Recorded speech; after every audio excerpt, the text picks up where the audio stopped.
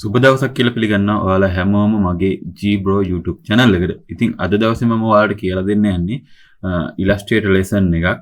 ඉතින් ඔයාලට screen එකේ පේනවා ඇති එක එක හැඩයට හදාගත්ත custom word ටිකක්. එහෙම නැත්නම් shape ටිකක් කියන්නත් පුළුවන් මේ ටිකට.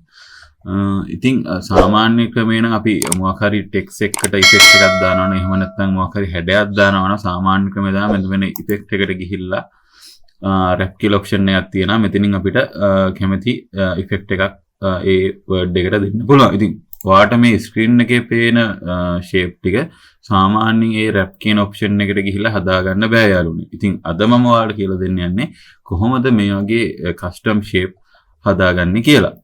එහෙනම් අපි වැඩි කතාවක් නැතුව යමු වීඩියෝ එකට.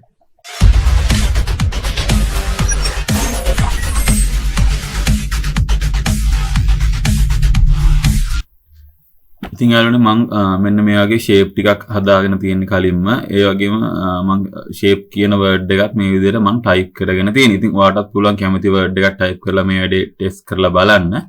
ඉතින් මේ මෙන්න මේ shape ටික මම හදාගත්තේ මෙතන තියෙනවා shape කියලා option එකක්. මෙන්න මේකට ගිහිල්ලා තමයි මම හදාගත්තේ. ඉතින් ඔයාලටත් පුළුවන් pen tool එක පාවිච්චි කරලා හරි ඔයා කැමති shape ටිකක් මේ විදිහට හදාගන්න. ඉතින් ඔයාලට මේ වැඩේ මුලින්ම කරන්න ඔයාගේ මේ word එකයි ඔයාගේ shape එකයි එක උඩ යාළුවනේ තියෙන්න ඕනේ. ඉතින් මම word එක මෙන්න මේ shape එකට පොඩ්ඩක් ලං කරගන්නවා. එතනදී ඔයා විශේෂයෙන් මතක තියාගන්න ඕනේ මෙන්න මේ shape එක මෙන්න මේ word එකට උඩින් තමයි තියෙන්න ඕනේ. ඒ කියන්නේ මේ shape එකේ තියෙන layer එක මෙන්න මේ word එකට උඩින් තමයි හැමතිස්සෙම තියෙන්න ඕනේ. නැත්තම් මෙන්න මේ කරන්න යන වැඩේ හරියන්නේ නැහැ. ඒකින්ද ඔයා ඒක විශේෂයෙන් මතක තියාගන්න ඕනේ. ඒක කරාට පස්සේ ඔයා මෙන්න මේ දෙකම සිලෙක්ට් කරගන්න ඕනේ. ඊළඟට ඔයා මේ object කියන tab එකට ගිහිල්ලා මෙතන පල්ලෙහා තියෙනවා elop distort කියලා option එක. ඒකට ගිහිල්ලා මෙතන තියෙනවා make with top object කියලා option එකක්. ඔයා ඒකට යන්න ඕනේ. ඒකට ගියාම මෙන්න මේ වගේ custom shape එකක් අපිට බලා ගන්න පුළුවන්. ඉතින් මම මේකටත් මේ වැඩේම කරනවා. මේ දෙකම සිලෙක්ට් කරගන්න.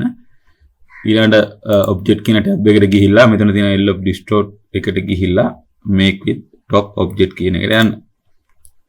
එතනදී ඔයාලට මෙන්න මේ වගේ ලස්සන shape එකක් බලා ගන්න පුළුවන්. මම මේ දෙකටත් මේ වැඩේම කරනවා. දෙකම සිලෙක්ට් කරගන්න. ඊළඟට object කියන එකට යන්න. ඊළඟට elop distort කියන එකට යන්න. ඊළඟට make with top object කියන එකට යන්න. ඉතින් මේ වගේ ලස්සන shape ටිකක් ඔයාට හදාගන්න පුළුවන් මෙන්න මේ effect එකෙන්. ඉතින් අද කියලා දුන්න lesson එක මම හිතනවා ඔයාලගේ design වැඩවලට ගොඩාක් ප්‍රයෝජනවත් වෙයි කියලා.